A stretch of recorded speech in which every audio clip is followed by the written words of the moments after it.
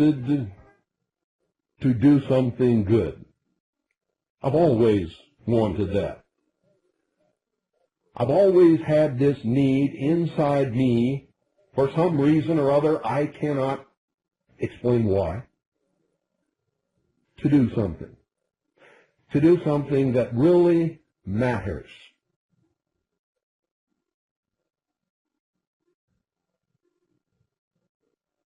I can remember the first time I ever got in a fist fight. I was scared to death.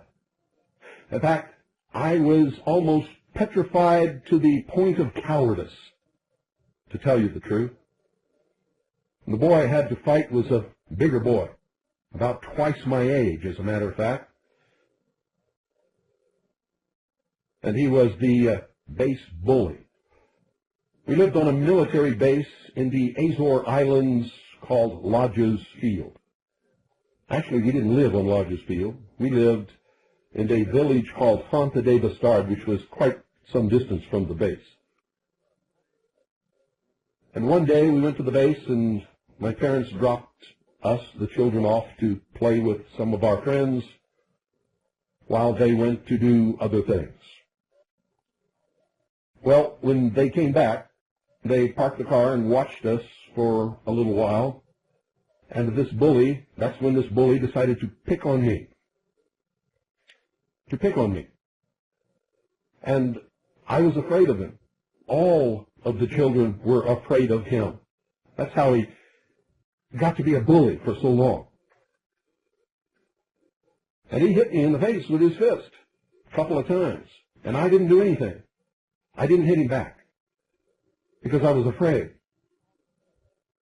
My father saw this and knew that if he didn't do something right then, that I might turn out to be a coward for the rest of my life. So he got out of the car, he came over, and he knelt down beside me, and he says, "Son, you've got to fight him."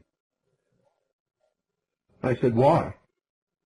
He said, "Because he hits you, son, and you can't let him get away with that, because if he knows he can get away with it, he will always pick on you and hit you and hurt you." And I told my father I was afraid. And he said, "That's good, son, because you'll watch out for yourself if you're afraid. Now you go over there and you hit him back as hard as you can with your fist. And if he hits you, you hit him back again, you keep hitting him until he stops." And so I mustered up what little courage I had, and I was shaking like a leaf. 7 years old. Walked over to this big bully who was taller than me. I could not hit him in the face if I tried. And I hit him as hard as I could, just as hard as I could, ladies and gentlemen, in the chest with my fist, or as close to his chest as I could get. And he hit me back and knocked me down, and it hurt, and my ears were ringing. But I became numb. Numb. He hit me so hard it numbed me. And I got up and I started hitting him as hard as I could, crying. Tears just streaming down my face, and I was crying and hitting him and swinging, and I knocked him down. I knocked him down. I actually knocked him down. I couldn't believe it. And I got up on top of him, and I just started hitting him again, and he was hitting me back. And then my father came over and picked me up, gave me a big hug, and said, "You did fine, son. Go get in the car." So I went and got in the car with my mom and my little brother and sister, who were all sitting there with their mouths open, looking at me as if I had done something extraordinary.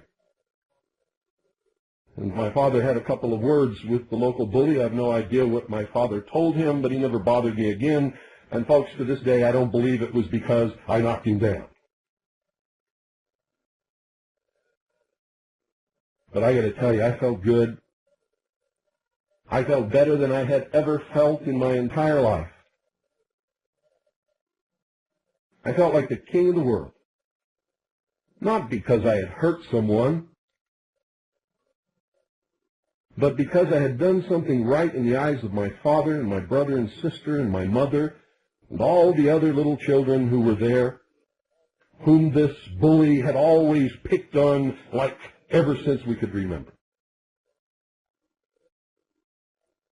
after that, he didn't pick on too many of the children. Not just me, but anybody. I remember it like it was yesterday. I've never forgotten it. And then a little girl who lived on the base, next time we came to visit, and I think the next time we came to visit, it was because we had finally got some base housing so we could move from the village of Fonte de Bessard onto the base. And that would be much better for my father, who had to make the long drive twice a day. This little girl, her name was Glenna Jean Stowe. I'll never forget her either. She came and told me that I had really done something good and wanted me to come and play with her. And folks, 7 years old, you're not thinking about dating and sex and all of that kind of thing. I was just extremely pleased, and she was a pretty nice little girl. And we got to be really good friends. When I left the Azores, I never saw her for quite a few years until my father was stationed in Japan, and I went to Naramasu High School, and there she was.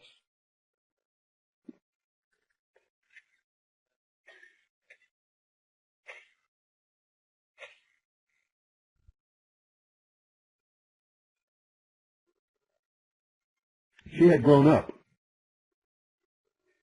and I didn't recognize her. Not at all. All I knew is, this girl is beautiful. Absolutely raving beauty. But she remembered me. And she remembered me because I had fought the bully, and the bully had stopped picking up on her and all the other children. She had never forgotten that either. Now, we never became romantically involved, but we were good friends for many, many years. I don't know what's happened to her now. I don't know where she is. That's what happens when you grow up in a military family, when you're reared on military bases and in foreign countries all around the world. You are left without a hometown. You see, that's one thing that most of you have that I can never have in my entire life, a hometown. All of the schools that I attended are gone now. They don't exist anymore. All of the children that I attended school with, all the way through my high school graduation, are scattered to the four corners of the earth, and I have only been able to locate a very few of them. Some from Naramasu High School, which was at Grand Heights Housing Center, near a little Japanese village called Naramasu on the express line several miles from Tokyo. And I attended Naramasu for my freshman and sophomore year. And then we moved to Tachikawa Air Force Base outside of Tachikawa City. And I bused every day to Yamato High School. And that's where I graduated in 1961. All my life, ladies and gentlemen, I have envied those of you who have a hometown. I would love to have some place that I could go back to and walk down the street and say, Mrs. Jones used to live over there. She taught me in the 4th grade. And there's old Jimmy Barnes. Boy, we used to play football together. And out there used to be a big field there where those houses are, and we used to build forts and play cowboys and Indians. I can't do that.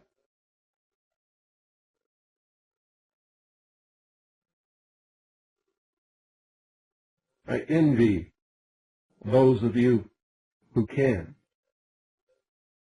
It's been a big, empty spot in my heart. Because everybody needs, at some point in their life, to go back and examine their roots look at their beginnings, see their old friends, and yes, even their old enemies and teachers and antagonists and protagonists, and the guys you played football with, the guys you played hooky with, and the guys you hung out with, and the girls you dated. Not to do it all over again, but just to know that it really happened, and to know that they're really there, so that you can have a feeling of belonging, so that you can be a part of your own past. I can't do that. I don't even have my old yearbooks. I don't know what happened to them over the years. They just disappeared, floated away. They're gone.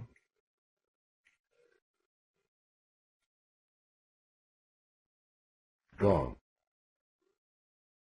I miss them terribly. And so to make up for that empty spot in my heart, I encompassed this whole great nation as my home. I reached out and I wrapped my arms around this country, around the Constitution for the United States of America, around all of the principles and ideals for which it stands. I studied its beginnings, its history. I have researched its present, and that has become my home. Hometown, to be more exact. My home is here, with my family on top of this mountain in Arizona. But my hometown is the country, the nation. I have determined and set out to do all of the things that my father told me he represented and was doing and didn't. The World War II generation that let us down, that sucked up to the tit of big government after the war was over to get their piece of the big pie.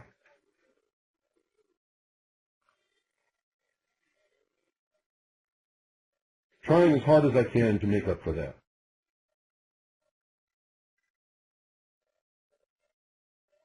Now, along the way, I've become well-versed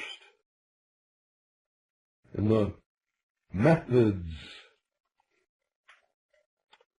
and the manners of the beast, which has subverted from within and taken over my hometown. Taken it over. Is destroying it. I don't like it. And I want to do something about it.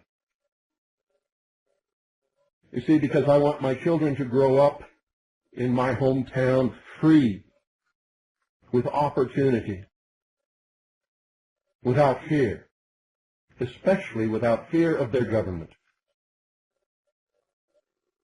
I am not anti-government. I have never been anti-government.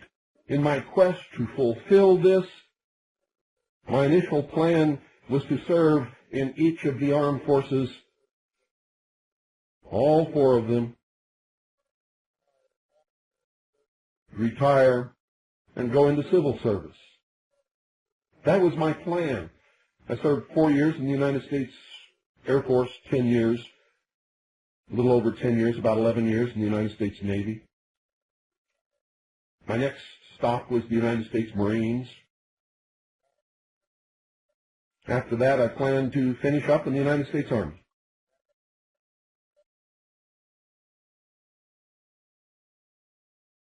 Somewhere along the line, I discovered what was really happening. Actually, it's not somewhere along the line. I can pinpoint the exact place, the exact day, the exact year, the exact hour. As a matter of fact, when I made a tremendous mistake. Some people call it a tremendous stroke of luck because I never would have known or found out what I discovered, and would still be serving what I thought was my country, as so many people are still doing. In their innocence, as I was innocent.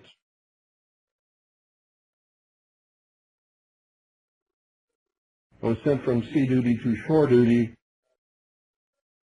to Fleet Admin Unit at SINCPAC Fleet, which is the Commander-in-Chief of the Pacific Fleet's headquarters in Makalapa, Hawaii. And they handed me this huge stack of papers and said, fill these out. You can't work here unless you have a top secret Q clearance.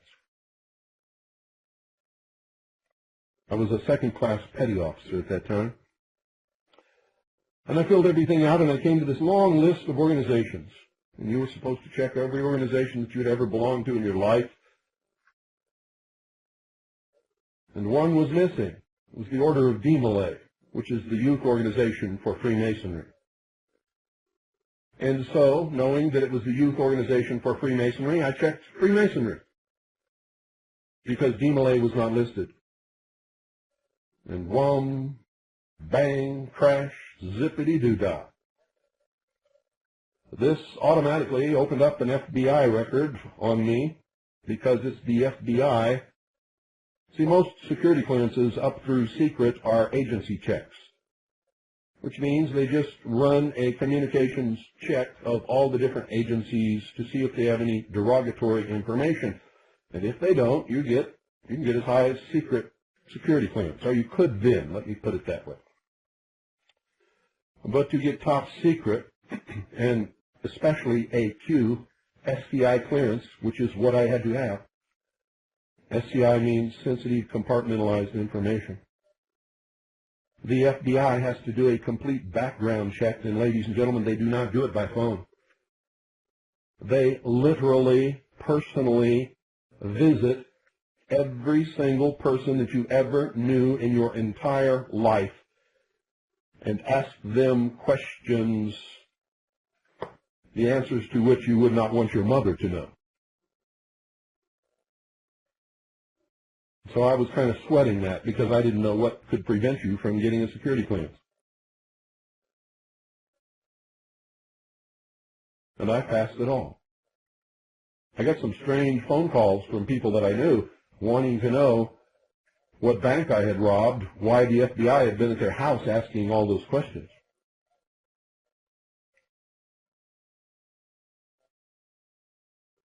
And I got the security clearance. Later I found out that everybody who had my type of clearance, a top secret Q clearance with an SCI, were all members of the Mormon Church, the Order of Freemasonry, the Ancient Order of the Rose and Cross, or Rosae Cruci, and several other different secret societies, and most of them were members of several of those. Later I discovered that those who belonged to the Mormon Church never went much higher than that, and you never saw them in the highest ranks of the military. And so I asked somebody once, and he told me, well, don't discuss it with any of them, but you see, their church teaches them to be obedient and never reveal secrets. And so we use them. He was confiding in me because he thought that I understood what was going on.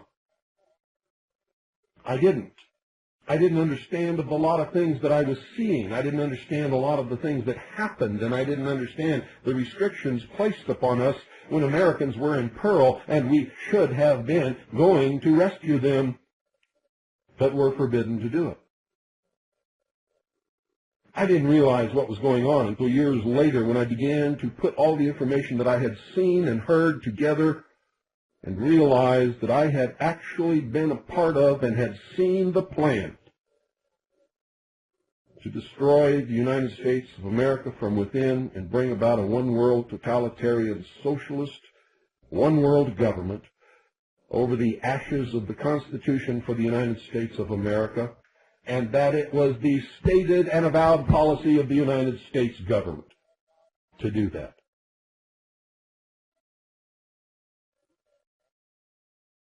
When I realized that,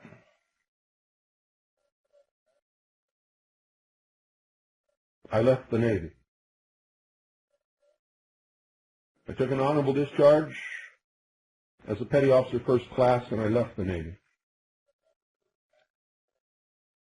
I never wanted to be a part of government service again because I knew what government service really meant. And I began a program of research and revelation and education to the American people, which I have not stopped since. Because somebody's trying to destroy my hometown.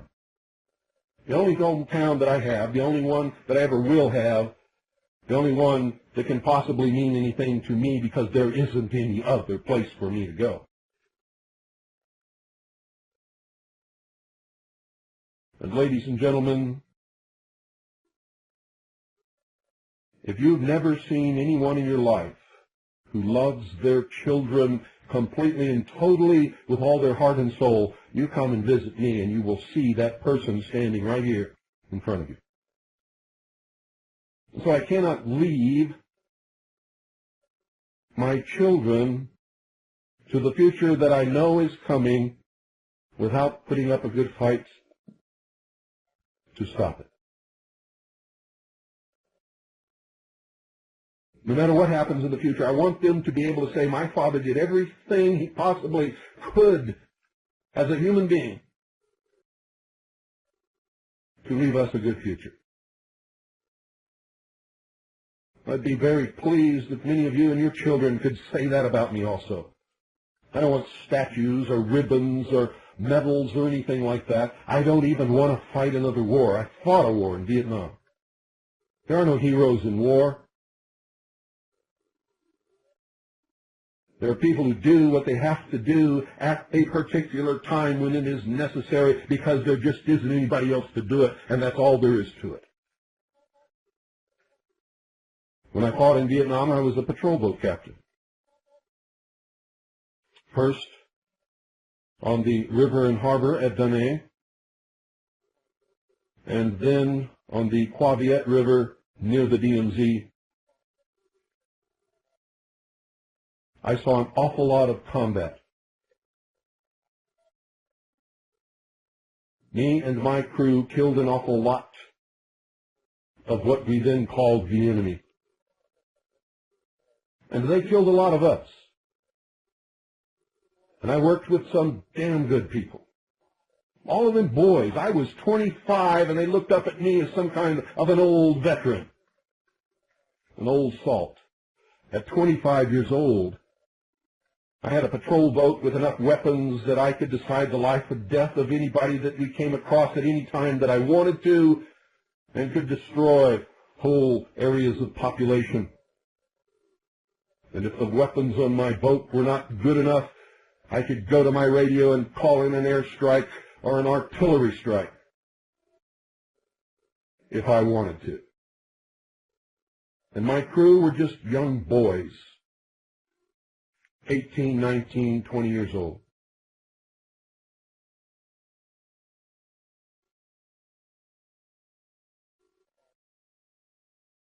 My whole life became taking care of those boys. I never slept when I was on patrol, and I only allowed one man on my crew to take a cat nap if he actually really needed it, and I knew when they needed it. None of my men ever showed up for patrol high or intoxicated or drunk or even with anything on their breath. I didn't care, nor did I go looking to see what they did when we were not on patrol, because I knew that they could all be dead the next morning. And whatever they were doing, I didn't consider to be any of my business, except when they reported to the boat to once again go out on that river. And we only patrolled at night, ladies and gentlemen. And before we obtained starlight scopes, you have no conception of what fear and darkness really means. You can't even imagine it unless you've been there. And I know that some of you have. You are my brothers.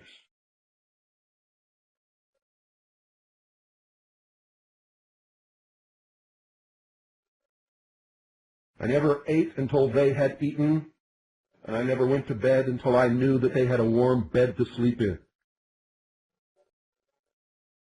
When we came in off of patrol, if some of them wanted to go over to the enlisted men's club and have a few beers, I always went with them, and I always bought the first round, and then I left them alone.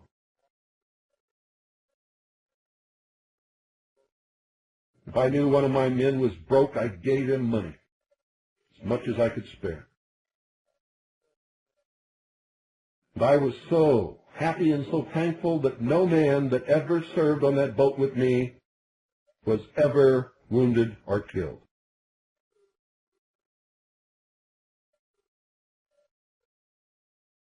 I thank God for that even today. That's a heavy responsibility to put upon the shoulders of a 25-year-old man. Young man, and if you want to know the truth, 25 is still a boy. Now that I look back on it, now that I'm 54 years old, I can tell you that when I was 25, I was just a boy too. Trying to do what I thought was right, and I'm trying to do what I think is right today. And this is where we have to come to some understanding, ladies and gentlemen, because I can't help you if you're deceiving yourself. And I hear people playing children's games.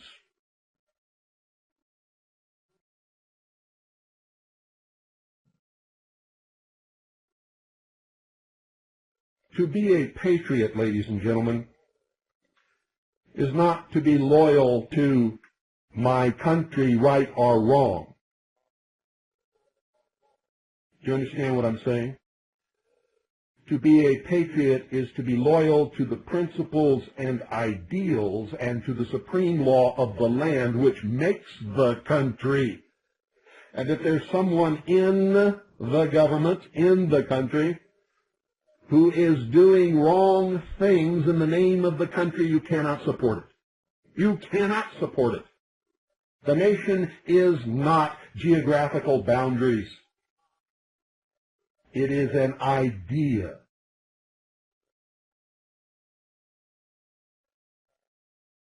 This is something that I realized many years ago. It has nothing to do with geographical boundaries. It has nothing to do with the border between the United States and Mexico. It has to do with the way we think. It has to do with the principles and ideals which we support and believe in that made this the greatest, freest, most opportune nation upon the face of this earth.